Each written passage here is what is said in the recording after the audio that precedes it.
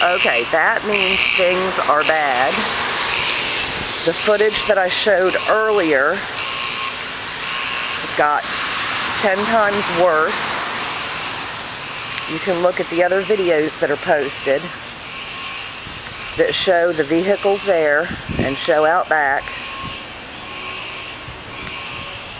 to just how bad things got.